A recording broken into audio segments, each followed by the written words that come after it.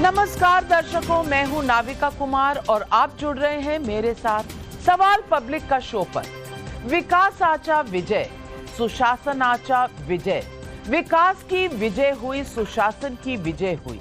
महाराष्ट्र में महायुति की लहर से आए नतीजों के बाद ये शब्द हैं प्रधानमंत्री नरेंद्र मोदी के, जो अब से कुछ ही समय में बीजेपी के मुख्य कार्यालय पहुंचने वाले हैं।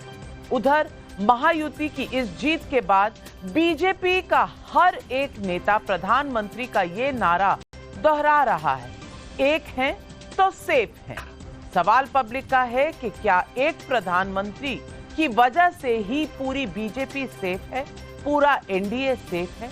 हालांकि जब महाराष्ट्र में एक तरफा जीत बीजेपी और उनके दोनों साथियों एकनाथ शिंदे की शिवसेना और अजीत पवार की एनसीपी को हासिल हुई है, लेकिन झारखंड में हेमंत सोरेन का रास्ता बीजेपी नहीं रोक पाई।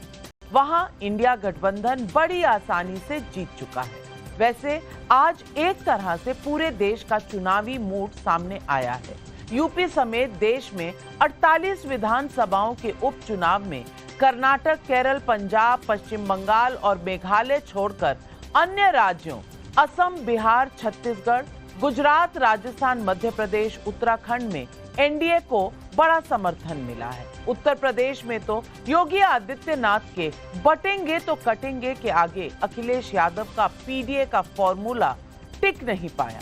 योगी ने जीत के बाद कहा भी है, बटेंगे तो कटेंगे, एक रहेंगे तो सेफ रहेंगे। खिजे हुए अखिलेश कह रहे हैं कि असत्य का समय हो सकता है लेकिन युग नहीं। अब तो असली संघर्ष शुरू हुआ है। बांधो मुट्ठी, तानो मुट्ठी और पीडीए का करो उद्घोष। जुड़ेंगे तो जीतेंगे, फंस गए उसी जाल में। बटेंगे तो कटेंगे, जुड़ेंगे तो जीतेंगे। उधर वायनाड लोकसभा प्रियंका गांधी वाड्रा ने जीती तो नांदेड़ लोकसभा बीजेपी को हासिल हुई है। देश भर के इन नतीजों के बाद कांग्रेस की प्रतिक्रिया ऐसी है मानो मीठा मीठा गपगप, कड़वा कड़वा थूत। कांग्रेस ने कहा है कि झारखंड में लेवल प्लेइंग फील्ड दिखाकर महाराष्ट्र पर मुंह बंद नहीं होगा। और वो तस्वीरें हैं प्रधानमंत्री जो पहुंच रहे हैं बीजेपी के कार्यालय। आज सवाल पब्लिक का यही है कि एकनाथ शिंदे के आगे उद्धव उखड़े और मोदी के आगे राहुल उखाड़ दिए गए, फिर भी क्या विपक्ष सबक सीखने को तैयार नहीं?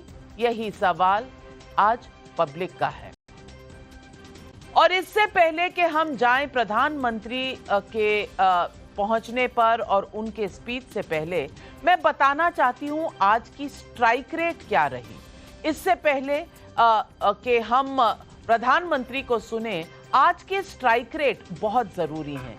बीजेपी 149 सीटें लड़ी, 133 जीती, लगभग 90% का स्ट्राइक रेट। शिंदे शिवसेना सीटें लड़ी 81, 57 जीती, लगभग 70% का स्ट्राइक रेट। अजीत पवार की एनसीपी सीटें लड़ी 59, 41 जीती, लगभग 69% की स्ट्राइक रेट। उधर अगर महाविकास आघाड़ी देखें तो कांग्रेस ने 101 सीटें जीती, लड़ी 101 सीटें, 15 सीटें जीती, यानी कि रिपोर्ट कार्ड में 15% के मार्क्स आए।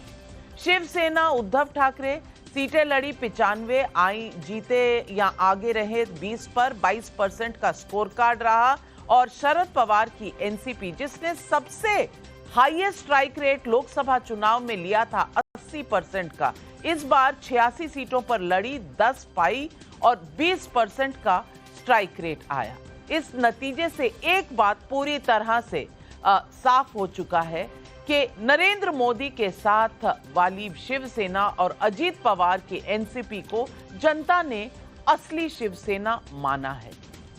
इससे पहले कि हम आगे बढ़े, चलते हैं बीजेपी के मुख्य कार्यालय, जहां प्रधानमंत्री पहुंच चुके हैं और प्रधानमंत्री के ऊपर फूलों की वर्षा हो रही है, क्योंकि एक है सेफ है के नारे ने आज ये तय कर दिया के बीजेपी को महाराष्ट्र में कोई छू नहीं पाया और उनके अलायंस पार्टनर्स ने भी, सहयोगियों ने भी बहुत अच्छा प्रदर्शन दिखाया। मोदी जी के नेतृत्व में जिस तरह से पिछले 5 महीने में नैरेटिव बदला है, ये मुझे लगता है मार्केटिंग की एक बड़ी स्टडी हो सकती है। और इस तरह से आज प्रधानमंत्री नरेंद्र मोदी ने देश का नैरेटिव बदला है, चाहे वो लोकसभा के चुनाव हो जिसमें बीजेपी डिफेंसिव पर आ गई थी, और जिस तरह से उन्होंने बदला है इस पूरे नैरेटिव को, ये एक मिसाल कायम करके रह गया है। और आज मैं पूछना चाहूंगी, संजय झा हमारे साथ जुड़ रहे हैं, सबा नकवी जी हैं, विवेक श्रीवास्तव जी जुड़ रहे हैं हमारे साथ, हर्षवर्धन त्रिपाठी जी हैं, अमीत जमाई हैं, आनंद दुबे जी जुड़ रहे हैं हमारे साथ, आज आम आदमी पार्टी के प्रवक्ता भी जुड़ रहे हैं जिन्होंने राजेश गुप्ता जी जिन्होंने 3 सीटें जीती हैं पंजाब में, सुहेल सेठ मार्केटिंग गुरु, प्रदीप भंडारी बीजेपी के प्रवक्ता। सबसे पहले पूछूंगी आपसे सुहेल सेठ जी, एक है सेफ हैं, मार्केटिंग टर्म्स में बताएंगे कैसा नारा रहा और जिस तरह का इंपैक्ट आया, ये क्या दिखाता है? इसमें 2 चीजें हैं। एक तो नारे का इंपैक्ट थोड़ा होता है, बहुत ज्यादा नहीं। नारा यही कह सकता है कि भाई लोगों को जो आप कम्युनिकेट कर रहे हैं वो कम्युनिकेशन क्लियर है कि नहीं। और इस कम्युनिकेशन में मैं नहीं समझता, और अब लोग बोलेंगे कि भाई उन्होंने हिंदू और मुस्लिमों के खिलाफ ये बात की, जो भी है, पर उस नारे में ने लोगों को एक साथ जोड़ा है वोटिंग के कारण के लिए, and that is important. Number 2, मैंने आपके कई प्रोग्राम्स पे पिछले हफ्ते और उस हफ्ते और 2 हफ्ते पहले भी कहा था कि अगर आप महायुति जो शिंदे फडणवीस की कॉम्बिनेशन को अगर आप देखें, उनकी कम्युनिकेशन हर वक्त महाराष्ट्र में यही थी कि भाई हम स्पीड से काम बढ़ाएंगे, हम काम को रोकेंगे नहीं। देखिए नाविका जी, जो सिटीजन है उसे काम से मतलब है, उसे डेवलपमेंट से मतलब है, उससे ये नहीं मतलब कि भाई ये करना है वो करना है। तो इस हिसाब से अगर आप देखें तो कम्युनिकेशन फर्स्ट रेट थी, इंप्लीमेंटेशन बढ़िया हुई। और मैं आपको ये बात बोलूं, ये नहीं कि कांग्रेस कम्युनिकेट कर नहीं सकती, पर इनकी प्रॉब्लम ये है कि मल्टीपल मैसेजेस हैं और ये हर वक्त नेगेटिव मैसेजेस देते हैं। जब आप नेगेटिव मैसेजेस देंगे तो लोगों को यही लगेगा कि भाई हर चीज में उनको कलेशी दिखता है, हर चीज में उनको खामियां ही दिखती हैं। एक हमारी सेइंग थी बंगाल में, you should not have a problem for every solution. Sometimes these political parties have a problem for every solution. जो डेवलपमेंट का रास्ता है, बहुत सही कहा आपने। और मैं संजय झा से यही सवाल पूछूंगी, क्या नेगेटिव बातें जो कांग्रेस पार्टी ने कही, जो ये हमेशा अडानी और अंबानी, नरेंद्र मोदी के साथ जो ये इस तरह के नारे लगाए हैं, हम आएंगे तो ये बदल देंगे, ये कॉन्ट्रैक्ट कैंसिल कर देंगे, क्या जनता अब इसे मानने से बिल्कुल इनकार कर रही है? क्या कांग्रेस पार्टी ने 5 महीने में हाथ में आई बिल्कुल पूरी नैरेटिव गवा दी है इस चुनाव में? संजय झा जी, देखिए नाविका जी, तो सच्चाई तो यही है कि चुनाव प्रचार में आप अपने जो आपके जो सोच है, जो योजना है, जो नजरिया है, जो आपका घोषणा पत्र है, आप उसका प्रचार करते हैं, उसका ऐलान करते हैं। दूसरी तरफ ये भी तो जिम्मेदारी है कि आप ये बताएं कि आपके जो विरोधी जो दल है उनकी खामियां क्या है। तो उसको मैं नकारात्मक नहीं कहूंगा। अब प्रधानमंत्री भी अपने भाषण में उन्होंने झारखंड में कहा था कुछ लोग आपकी बेटियों को उठा के ले जाएंगे, आप तो मंगलसूत्र वो सब भी पहले सुना था आपने। तो देखिए, मैं समझता हूं कि कोई भी चुनाव अभियान के दौर में राजनेता हमेशा अपने जो विरोधी दल हैं उनकी जो कमजोरियां हैं उसको भी जनता के सामने लाती है और उनका जो भी भविष्य का उनका जो भी योजना है उसके बारे में भी बात करते हैं। मैं इसको नकारात्मक नहीं समझूंगा। मैं यही समझता हूं कि भारत की जनता जो है उनके सामने अब विकल्प है और वो उनका चयन, उनका जो भी वो निर्णय लेते हैं उसको तो हमको स्वीकार करना पड़ेगा, उसका हम इज्जत करते हैं। परंतु ये भी सच्चाई है कि आजकल का जो हमारा राजनीतिक माहौल है वहां पर जिस तरीके की भाषा का प्रयोग हो रहा है, और मैं यहाँ पर भाजपा पर एक जरूर वो जीत चुके हैं महाराष्ट्र, उस पर उनको बधाई देना चाहूंगा, परंतु झारखंड में मैं एक बात फिर से बताना चाहूंगा पूरी जिम्मेदारी के साथ कि उन्होंने जो वहां पर प्रचार किया, सांप्रदायिक जहर फैलाने की कोशिश की, उनसे उनको भी सीखना पड़ेगा कि वो राजनीति को भी झारखंड की जनता ने ठुकराया है। लेकिन कांग्रेस पार्टी कह रही है कि झारखंड में आपने चुनाव हमें जिता दिया ताकि महाराष्ट्र में आप हमें हरा सके, और लगभग हेमंत सोरेन की जीत पर मुझे लगता है कहीं ना कहीं प्रश्न चिन्ह लगा दिया। प्रदीप भंडारी, मुझे इस बात का बिल्कुल भी कोई आश्चर्य नहीं हुआ कि ईवीएम को इस तरह से बताया गया कि गलत है, क्योंकि हर चुनाव के बाद ये कहा जाता है। लेकिन ये कहना कि आपने झारखंड हमें जिता दिया ताकि कोई महाराष्ट्र पे सवाल ना उठाए, क्या एक तरह से अपने ही सहयोगी दल की शान जिस तरह से उन्होंने जीती है, ये प्रतिष्ठा कम नहीं की? आवाज नहीं आ रही आपकी, आप अनम्यूट कर लें। जी, आप मुझे सुन पा रही हैं? जी। कांग्रेस पार्टी लोकतंत्र विरोधी पार्टी है नविका जी। जो इनके साथ में है तो वो ठीक है, परंतु जो इनसे भिन्न राय रखता है तो वो उसी को कम्युनलाइज करने का प्रयास करते हैं और उसी के खिलाफ बोलने का प्रयास करते हैं। आप विडंबना देखिए, जिस ईवीएम के सहारे ये झारखंड के अंदर चुनाव जीते, जहां प्रियंका वाड्रा वायनाड के अंदर चुनाव जीती, वही ईवीएम को महाराष्ट्र के अंदर इसीलिए ब्लेम करते हैं क्योंकि महाराष्ट्र में इन्होंने अपना सबसे बुरा प्रदर्शन किया। स्थिति इनकी ये हो गई कि राहुल गांधी और प्रियंका वाड्रा ने जितनी रैली करी उसकी नंबर ज्यादा इनकी सीटों से। तो जनता जो है सब देख रही है, इसीलिए इनकी नकारात्मक राजनीति को हराती है। मैं महाराष्ट्र में एक बड़ी बात कहना चाहता हूं।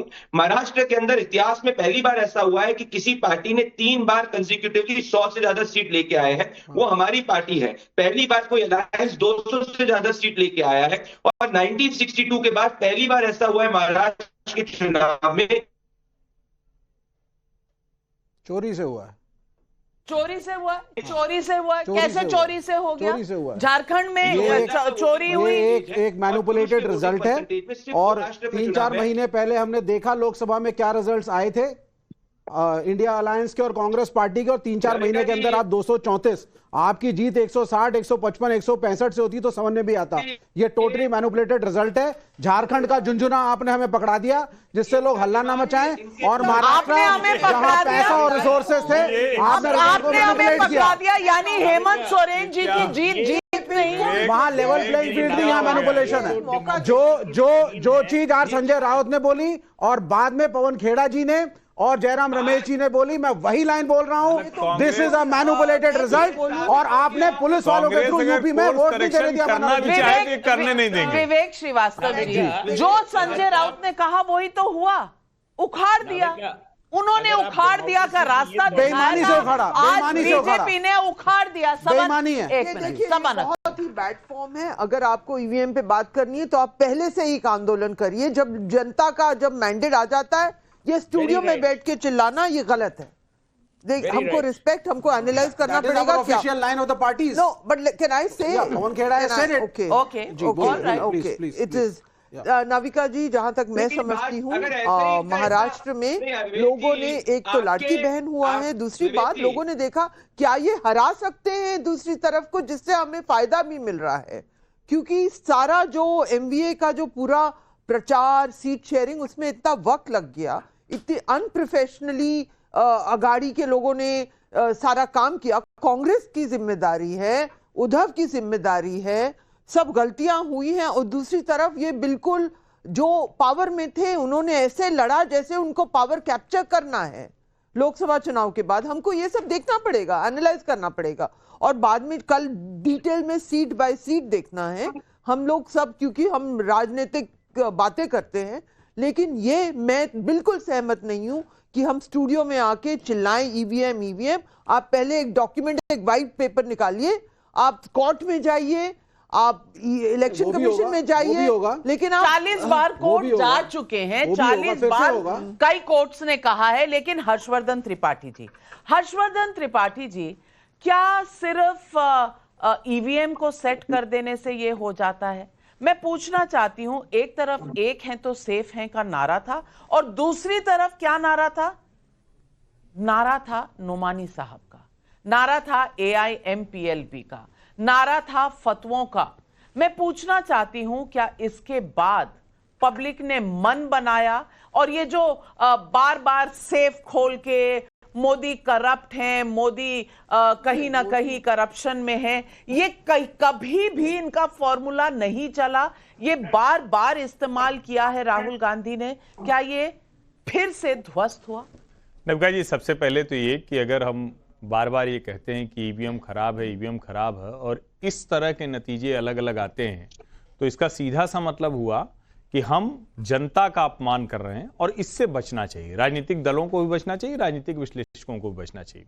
भारतीय जनता पार्टी झारखंड हार जाएगी, जहां आप कह रहे हैं कि इतनी कैंपेन चलाई बांग्लादेशी घुसपैठियों को, हार जाना चाहेगी। मतलब ये कोई भी जिसको कहें कि ये एकदम से कुछ दूसरी दुनिया में रहने की बात है। अब मूल बात करें, मुझे लगता है जो बात अभी सुहेल ने कही उसको थोड़ा ध्यान से समझिए।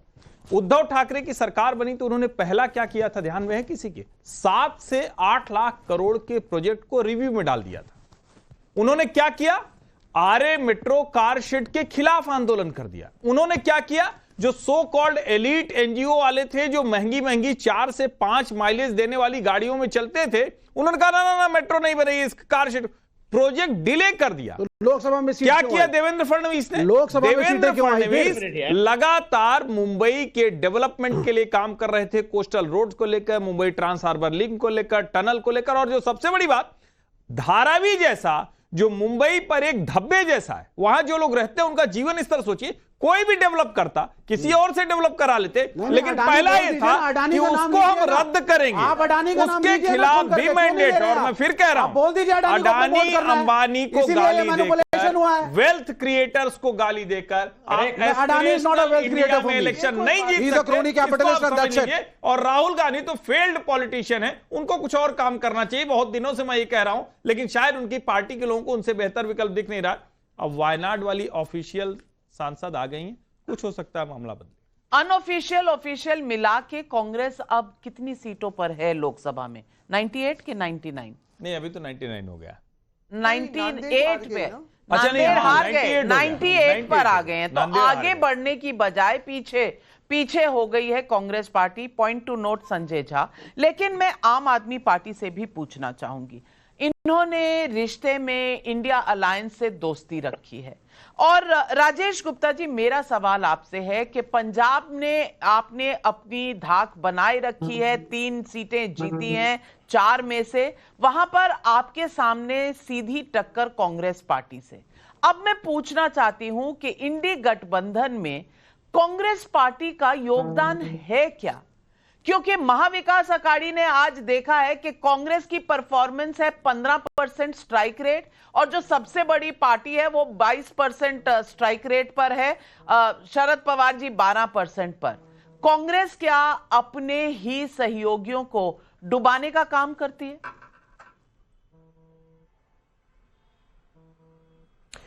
देखिए, पहले तो मैं शुभकामनाएं देता हूं जो जीते हैं, और जो रह गए हैं उनको सांत्वनाएं दे सकते हैं। राजनीति में चुनाव कई वजह से जीते और हारे जाते हैं। पंजाब में जो आपने देखा कि 4 में से 3 सीटें हम जीते हैं, और इसको आप दिल्ली का सेमीफाइनल मान लीजिए, क्योंकि दिल्ली के इलेक्शन अब आने वाले हैं, जहां कहीं भी हम डायरेक्ट फाइट में होते हैं। भाई बीजेपी पंजाब में कहीं है ही नहीं, 4थे नंबर की पार्टी है। दिल्ली के अंदर लगातार फाइट कर रही है, 3 इलेक्शन हमसे हार चुकी है और एमसीडी में भी हार गई है। मेरा यह कहना है कि जैसे बात हो रही थी, किसी नारों की बात हो रही थी, लेकिन सिर्फ नारे ठीक है, नारे अट्रैक्ट करने के लिए होते हैं, बातों को समझाने के लिए होते हैं, लेकिन सिर्फ नारों से इलेक्शन नहीं जीता जाता। नहीं तो इंडिया शाइनिंग के नाम पे अटल बिहारी वाजपेयी जी रह गए थे, आपको याद होगा। तो जमीन पे काम करना बहुत जरूरी है। क्या मुद्दे हैं, जमीनी मुद्दे क्या? महाराष्ट्र के मुद्दे अलग है, झारखंड के अलग है, दिल्ली के अलग है, पंजाब के अलग है। तो मुझे ऐसा लगता है, मेरी पार्टी को ऐसा लगता है, और मेरे नेता को ऐसा लगता है कि जमीन पे जाकर हर बूथ पे काम करना, हर पेज पे काम करता, हर गली पे काम करना बहुत जरूरी है। ठीक है, टीवी की डिबेट जरूरी है, आप जो कर रही हैं बहुत जरूरी है, वो भी पहुंचना चाहिए, लेकिन बहुत जरूरी है कि जनता के बीच में, गांव में, गली में, मोहल्ले पे जाके बात हो, उनके मुद्दों को समझा जाए, उस पर काम करा जाए। और यही बड़ी वजह है आम आदमी पार्टी की कि हम आज तक यहां आए। मुझे लगता है कांग्रेस कहीं ना कहीं उस चीज में पिछड़ रही है कि ठीक है, आपने एक यात्रा निकाल दी, आपने प्रोग्राम कर दिया, आपने इवेंट कर दिया, लेकिन वहां पर बात खत्म नहीं हो जाती। आपके कार्यकर्ता को उस बात को गली तक पहुंचाना पड़ेगा। आपका नेता होना चाहिए क्लियर, जो लगता है शायद महाराष्ट्र में ये क्लियर नेता नहीं दे पाए, लेकिन एक क्लियर नेता होना चाहिए जैसे हमारे पास में है, और उस बात को पहुंचाने के लिए कार्यकर्ता होना चाहिए। और वहां पर आम आदमी पार्टी सफल है, आपके सामने रिजल्ट हम बार बार दे रहे हैं, दिल्ली की निगम में नेता भी था, और शायद कांग्रेस वाली महाराष्ट्र में पहुंच गई, ये तो आप मानते हैं? नहीं, बिल्कुल। देखिए, जनता ने जो वर्डिक्ट दिया है, मेरी पार्टी ये मानती है कि जो जनता ने दे दिया उसे स्वीकारें, उसके साथ आगे चले। जीत गए हैं तो अपने वादों में खरा उतरे, हार गए हैं तो चिंतन कीजिए, आगे चुनाव फिर आएगा और आप अपने मुद्दों को ढंग से जनता के बाद में लेके जाइए और उसकी तैयारी कीजिए। अब किसी और पे रोने का कोई फायदा नहीं है, क्योंकि कहीं जीत कहीं हार हो रही है, तो आपको समझना पड़ेगा कि ऐसा क्यों हुआ। ठीक है, इसमें कोई दो राय नहीं कि फैसले या जो जनता ने जो फैसला करा है वो लोगों को आसानी से नहीं पच रहा, लेकिन हरियाणा में भी ऐसा ही हुआ था। हरियाणा बिल्कुल साथ की स्टेट है, कोई नहीं मानता था। अच्छा, ना मैं मानता था, न बीजेपी मानती थी, कांग्रेस को छोड़िए बीजेपी भी नहीं मानती थी कि बीजेपी जीत सकती थी, कोई न्यूज चैनल नहीं मानता था, कोई यूट्यूबर नहीं मानता था, गांव में लोग घुसने नहीं दे रहे थे भाजपा वालों को, लेकिन भाजपा जीत गई। तो जीत गई तो हमें स्वीकार करना पड़ेगा। अब जब तक ये व्यवस्था है ईवीएम की, तो इसे मान लीजिए। अब इसमें बार-बार बदले से तेवर नजर आते हैं सरकार, ये तो संजय झा नोट करना पड़ेगा आपको। प्रदीप भंडारी जी, ये देखिए, दोस्ती थोड़े महीनों पहले कितनी घनिष्ठ थी, आज किस दोराहे पर आकर खड़ी हो गई है दोस्ती। देखिए, हम तो पहले दिन से ही कह रहे थे नविका जी कि ये घमंडिया गठबंधन, इंडी गठबंधन जो है वो पहले दिन से ही टूटने वाली स्थिति में था। पर आज आम आदमी पार्टी बड़े उपदेश दे रही है जनता की। मैं इनको याद दिलाना चाहता हूं, हरियाणा के अंदर ये हर सीट पे चुनाव लड़े थे, 90% से ज्यादा सीटों पर जनता ने इनकी जमानत जब्त कर दी थी। और लोहारू की सीट से जो अरविंद केजरीवाल जी का खुद का गांव आता है, उनको 1000 वोट भी नहीं मिले थे। तो राजेश जी, अभी जो सेमीफाइनल है ना, वो हरियाणा का हुआ था, जहां आपको लग रहा था कि हम नहीं जीतेंगे, पर हमको पक्का पता था कि हम जीतने वाले हैं। और दिल्ली में जब आप हमारे साथ हेड टू हेड गए थे, 60 में से 60 सीट लोकसभा के अंदर आप हारे थे। जब आपने बोला था कि अगर आप भ्रष्टाचारी है तो जनता आपको वोट ना दे, अगर आप भ्रष्टाचारी नहीं है तो जनता आपको वोट दे, तो जनता ने कहा भ्रष्टाचारी है। तो आप हमें उपदेश मत दीजिए। महाराष्ट्र के अंदर पिछली बार तो आप अलायंस करने की बात कर रहे थे उद्धव ठाकरे से, इस बार आप डर के मारे महाराष्ट्र का चुनाव नहीं लड़े। पर बड़ी बात नविका जी जो अच्छी है कि महिलाएं जो है इस देश के अंदर चुनाव की वर्डिक्ट निर्धारित कर रही हैं। महाराष्ट्र के अंदर हमें महिलाओं का सबसे ज्यादा वोट मिला है, उत्तर प्रदेश के अंदर हमें महिलाओं का सबसे ज्यादा वोट मिला है। ये तो कह रहे थे कि भाई मुसलमान हमको वोट नहीं करता, मुस्लिम बाहुल्य सीट के अंदर उत्तर प्रदेश के अंदर हम 1 लाख की मार्जिन से ज्यादा जीते हैं। तो आज भारत की जनता ने इंडिया अलायंस को नकारा है और गवर्नेंस को चुना है। हमारे लिए तो यही टेक अवे है। बहुत बड़ी बात है जी, महिलाएं डिसीजन ले रही हैं और चुनाव के रिजल्ट को इन्फ्लुएंस कर रही हैं। लेकिन अमीक जमाई जी, शायद समाजवादी पार्टी को आज के चुनाव के नतीजे उसी तरह नहीं पच रहे जिस तरह कांग्रेस पार्टी को नहीं पच रहे। आपको उत्तर प्रदेश में दर्द है, उन्हें महाराष्ट्र में दर्द है, उन्होंने तो झारखंड की जो जीत है उसे भी नकार दिया है।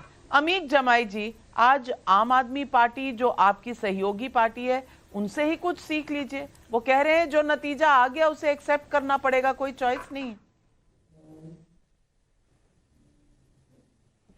देखिए नाविका जी, दो चीजें हैं। चुनाव के रिजल्ट एक होते हैं और जो चुनाव की रिजल्ट की जो विश्वसनीयता होती है वो एक दूसरी चीज होती है। अगर हम उत्तर प्रदेश के परिवेश में बात करें तो उत्तर प्रदेश के चुनाव का जो पूरा इतिहास है अब तक लोकतंत्र का, आजादी के बाद से, अगर हम ये कहें कि पहले बूथ कैप्चरिंग होती तो हम ये समझ रहे हैं कि आज इस मॉडर्न जमाने में, सोशल मीडिया और मीडिया के जमाने में, पूरा उत्तर प्रदेश का चुनाव, उत्तर प्रदेश के पुलिस के जो डीजीपी है प्रशांत कुमार ने चुनाव लड़ा है। भारतीय जनता पार्टी तो मैदान में नहीं थी।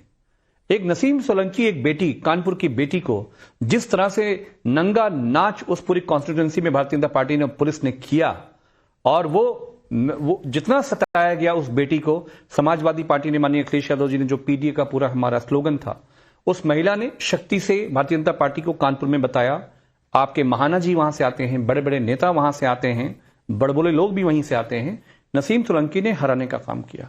और पूरे उत्तर प्रदेश में जो चुनाव था, अगर आप करहल और इसको छोड़ दिया जाए कानपुर को, तो आपने खुद इस बात को मीडिया में कई बार एक्सेप्ट किया है कि जो उत्तर प्रदेश में हुआ वो नहीं होना चाहिए था। और झारखंड में क्या हुआ, मैं महाराष्ट्र की जीत के लिए प्रदीप भंडारी को मैं मुबारकबाद देना चाहता हूं। अब रिजल्ट आ चुका है, जनता का मैंडेट है, उस पर बहस होगी, क्या कमियां थी क्या नहीं थी। हम सब लोग ये मानते हैं कि देखिए, अगर माननीय अखिलेश यादव जी की जो शक्ति है, पूरे देश में जो एक बात लोग ये जान गए हैं कि नरेंद्र मोदी और गृह मंत्री अमित शाह जी की जो दवाई है चुनाव में, वो उसका पहला और आखिरी नाम है माननीय अखिलेश यादव जी।